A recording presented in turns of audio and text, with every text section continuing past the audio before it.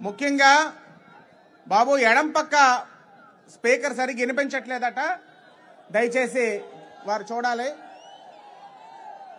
ఇటు కూడా కుడివైపు కూడా వినిపించట్లేదు అంటున్నారు.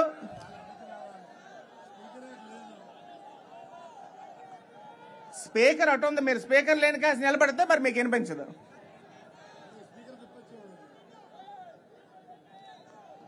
ముఖ్యంగా తెలుగుదేశం పార్టీలో చేరే ముందు లోకేష్ గారితో అన్న కలిసి వచ్చాడు ఒకసారి. అప్పుడు నేనప్పటికి అన్న వచ్చి విషయాలన్నీ నాకు చెప్పాక ఒకసారి బాబు దయచేసి సెటరేట్ చేస్తా, దయచేసి మీరు ఆగండి, అలా గొల్లు పెడితే ఉపయోగం లేదు. గొల్లు పెట్టడం వల్ల ఉపయోగం ఏంటి? ఇప్పుడు వినిపిస్తుందా? అయితే అన్న వచ్చి కలిసి వచ్చాక మనకు అన్ని విధాలుగా ఇది తగిన పార్టీ అని చెప్పాక ఒకసారి లోకేష్ గారిని నేను కలడానికి హైదరాబాద్ వెళ్ళాను వ్యక్తిగతంగా.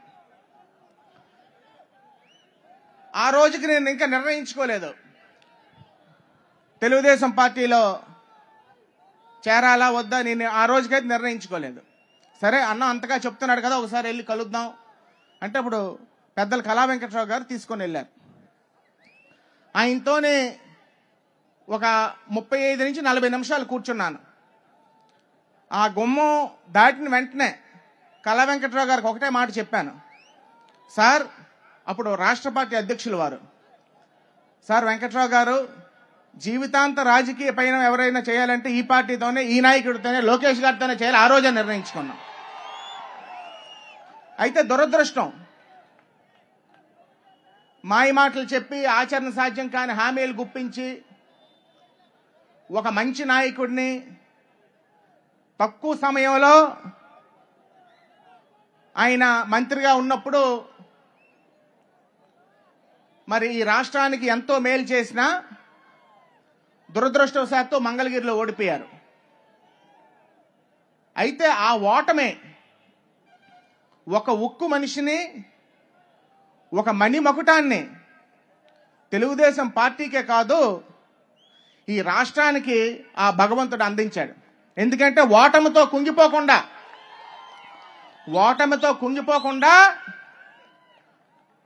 ఒక బంతి గోడ కొడితే ఎంత గట్టిగా మన మీద తిరగబడుతుందో ఒక కొత్త నాయకుడు ఆవిర్భవించారు మన లోకేష్ గారి రూపంలో. యువగలంతో ఒక నవశకానికి నాంది పలికి ఇవాళ రాష్ట్ర వ్యాప్తంగా తెలుగుదేశం పార్టీ ప్రతిష్టతకి వారు చేపట్టినటువంటి కృషి ప్రతి ఒక్క తెలుగోడు జీవితాంతం కూడా మర్చిపోకుండా రుణం తీర్చుకోవాల్సిన అవసరం ఆసన్నమైందని మీకు అందరికీ కూడా తెలియజేసుకుంటున్నాను. ఇవాళ ముఖ్యంగా బొబ్బిలి నియోజకవర్గం గురించి మాట్లాడితే తెలుగుదేశం పార్టీ హయాంలో మరి చంద్రబాబు నాయుడు గారు ముఖ్యమంత్రిగా ఉన్నప్పుడు, అన్న సుజయ్ కృష్ణ గారు మంత్రిగా ఉన్నప్పుడు, ముఖ్యంగా లోకేష్ గారు మంత్రిగా ఉన్నప్పుడు సుమారు 250 నుంచి 300 కోట్ల రూపాయల నిధులు తార్ రోడ్లు, బీటీ రోడ్లు మంజూరయ్యాయి. ఈ రోజుకు కూడా 30% కూడా నిధులు పూర్తవని దౌర్భాగ్య స్థితిలో మన నియోజకవర్గం ఉంది. అన్న మీరు అదృష్టవంతులు, మీరు బాడంగిమేంచిలగా రాజాం వెళ్తున్నారు. ఒక్కసారి గొల్లపిల్లి మీద నుంచి కారాడ లేకపోతే ఆకులకట్టు రోడ్డు, పి వెంకంపేట రోడ్డు చూస్తే తప్పకుండా మీరు రేపు ఉదయం రాజాంలో ఫిజియోథెరపీ ట్రీట్మెంట్ చేసుకోవాలి. అదృష్టం ఇక ఈ కొంతలో కొంత నయ్యం. ఇక గుమ్ములున్నా అంత గుమ్ములు లేవు. ఎంత ఘోరమైన పరిస్థితి అంటే ప్రసవంకి వెళ్ళిన ఆడావిడి సిజేరియన్ ఆపరేషన్ వద్దనుకున్న వాళ్ళు ఆ రోడ్ల మీద ప్రసవం అయిపోతారు, అంత ఘోరంగా ఉన్నాయి పరిస్థితులు. అవాళ ఆ రోడ్లు పూర్తి అవ్వలేదు. ఎంతో ముఖ్యమైనటువంటి Paradi bridge, సీతనారం bridge, Telugu Desam party హయాంలో శాంక్షన్ అయినవే. ఆ కాంట్రాక్టర్ని మరి బిల్లులు రావని భయం, ఇంకా ఆ కాంట్రాక్టర్ చేయకపోతే కొత్త కాంట్రాక్టర్ వచ్చారు. కొత్త కాంట్రాక్టర్ సీతారాం బ్రిడ్జ్ మొదలు పెడితే దానికి బిల్లులు చెల్లించలేదు. పారాది బ్రిడ్జ్ పనులు చేపట్టలేదు. పారాది బ్రిడ్జ్ కుంగిపోయింది. లోకేష్ అన్న చెప్పాలి, ఈ 2 బ్రిడ్జిలు కూడా మా తాతగారు ఉమ్మడి రాష్ట్రాల ముఖ్యమంత్రిగా ఉన్నప్పుడు 1934లో జస్టిస్ పార్టీ 34లో వారు ప్రత్యేకించి ఈ 2 వంతెనలు ఆ రోజు శాంక్షన్ చేయడం జరిగింది. ఆ రోజుల్లో పనులు అంత నాణ్యత ఉండేవి కాబట్టి 6 టన్స్ కెపాసిటీ ఇచ్చినా మరి ఈ రోజు వరకు కూడా అవి వచ్చాయి. మొన్న పిల్లర్లు కుంగిపోయి, మీకు అందరికీ తెలుసు, పారాది బ్రిడ్జ్ దగ్గర పిల్లర్లు కుంగిపోయి ట్రాఫిక్ డైవర్ట్ చేశారు. కొండనాయలకి నెతికి ఉన్ననాయలు ఊడిపోయింది అన్నట్లు బొబ్బిలి నియోజకవర్గంలో సగం రోడ్లు, మెయిన్ R&B రోడ్లన్నీ పోయాయి. ఇవాళ ఏదో ఎన్నికలు వచ్చాయి కాబట్టి తూతూ మంత్రంగా పనులు మొదలు పెట్టారు. ఈ 2 బ్రిడ్జిలు ఏదో మా నియోజకవర్గం సంబంధించిన బ్రిడ్జిలు కాదన్నా, 2 జిల్లాలని, విజయనగరం జిల్లా, పార్వతీపురం, మన్యం జిల్లాలు అనుసంధానం చేసే బ్రిడ్జు. అన్నిటికన్నా ముఖ్యంగా ఆంధ్ర రాష్ట్రాన్ని ఒరిస్సా రాష్ట్రానికి అనుసంధానం చేసే బ్రిడ్జు. ఈ ప్రభుత్వం యొక్క ప్రయారిటీలు అవి. వ్యవసాయ భూములు చెప్పాలా, వ్యవసాయ కాలువలు చెప్పాలా? మాకు వెంగళరాయ సాగరం ఉంది. వెంగళరాయ సాగరం కాలువల్లో మా ఏరియాకు ఒక పెద్ద పులి వచ్చిందన్న మధ్య. కింద సంవత్సరం పెద్ద పులి వచ్చి తిరిగి 2-3-5-6 ఆవుల్ని చంపి అలాగా వాండరింగ్ టైగర్ అనమాట. అది పాపం ఆ వెంగళరాయ సాగరం కాలువ చూడలేదు, లేకపోతే శాశ్వతంగా అక్కడే కాపురం పెట్టింది. ఈ ప్రభుత్వ హయాంలో పంట కాలువలో తాలూకు పరిస్థితి అలాగుంది. తోటపల్లి కాలువలకు గండి, శివారు ప్రాంతాలకు నీరెళ్లే పరిస్థితి లేదు. పారాది ఆనికట్ స్కీమ్కి అయితే రైతులు డబ్బులు వేసుకొని, చేతి డబ్బులు ఎత్తుకొని అక్కడ డ్యామ్ దగ్గర షట్టర్లు వేసే పరిస్థితి. కాలువల పరిస్థితి అసలు చెప్పనక్కర్లేదు. ఈ ప్రాంత ప్రజల, బొబ్బిలి మండలం సీతారాం ప్రజల, అప్లండ్ ఏరియాలో ప్రజల కళ వెంగళరాయ సాగరం ఎక్స్టెన్షన్ ఆయకట్టు.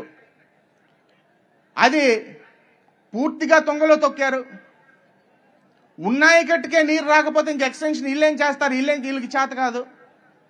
నాన్నగారు ప్రత్యేకించి అప్పుడు అన్న మంత్రిగా ఉన్నప్పుడు లోచర్ల దగ్గర ఒక లిఫ్ట్ ఇరిగేషన్ ప్రాజెక్టు, అదేవిధంగా కొండదేవిపల్లి దగ్గర శివడవలసకు ఉపయోగపడే విధంగా ఒక లిఫ్ట్ ఇరిగేషన్ ప్రాజెక్ట్ శాంక్షన్ చేశారు.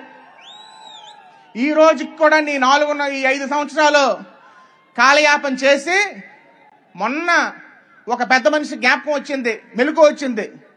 అమ్మనాయి నీ చేరికలు, ఈ తెరలాం మండలంలో నీ చేరికలు అందుకున్నాయి, బొబ్బిలి మండలంలో అన్ని మండలాల్లో చేరికలు అందుకున్నాయని మెలకు వచ్చి ఒక పెద్ద మనిషి మొన్న అసెంబ్లీలో ప్రస్తావించారు. ఇన్ని సంవత్సరాల తర్వాత గుర్తొచ్చింది. ఇప్పుడు మళ్ళీ ఎన్నికల ముందు ఖర్చు మదుపు మరమ్మతు లేదు కదా, ఒక 20 కొబ్బరికాయలు, ఒక 30 బస్తాలు సిమెంటు శిలాపాలకంకి. ఆ మోసాలకు గట్ట మీరెవరు మోసపోకండి నాయన. అంత ఘోరంగా ఉంది పరిస్థితి. బొబ్బిలి మండలం, బాడంగ మండలాల్ని అనుసంధానం చేసే మన కొత్తపేంట, గొల్లాది గ్రామాల మధ్య ఉన్నటువంటి బ్రిడ్జ్ నాన్నగారు మంజూరు చేయడం జరిగింది. సుజయకృష్ణరావు గారు మంత్రిగా ఉన్నప్పుడు అది టెంత్ జయప్రకాష్ గారికి కూడా ఎప్పటి నుంచో ఒక కోరిక. అది మంజూరు చేస్తే దాన్ని పడుకోబెట్టారు. ఎన్నికలప్పుడు ఒక పెద్ద మనిషి గొల్లాది గ్రామం వచ్చి నీ బ్రిడ్జి కట్టి ఈ ఊర్లోనే బోంచి ఓ రాత్రి నిద్ర కూడా చేస్తానని ఒక పెద్ద మనిషి అన్నాడా లేదా? పోయినమో చేయలేదు, నిద్ర చేయలేదు, బ్రిడ్జి కట్టలేదు. ఇలాంటివన్నీ కూడా మనం పూర్తి చేయవలసిన అవసరం ఉందన్న. మొన్న రామభద్రపురం మండలం మేజర్ పంచాయతీకి వెళ్ళి క్రికెట్ టోర్నమెంట్కి వెళ్తే అనేక మంది మరి డిఫెన్స్, అదేవిధంగా స్పోర్ట్స్ ట్రైనింగ్కి మాకు గ్రౌండ్ లేదని ఒక సిఫారసు, ఒక రిక్వెస్ట్ అడిగారు. ముఖ్యంగా చదువు అనేది ఈ ప్రభుత్వానికి ఒక ప్రయారిటీ కాదు. ఒక 200 మంది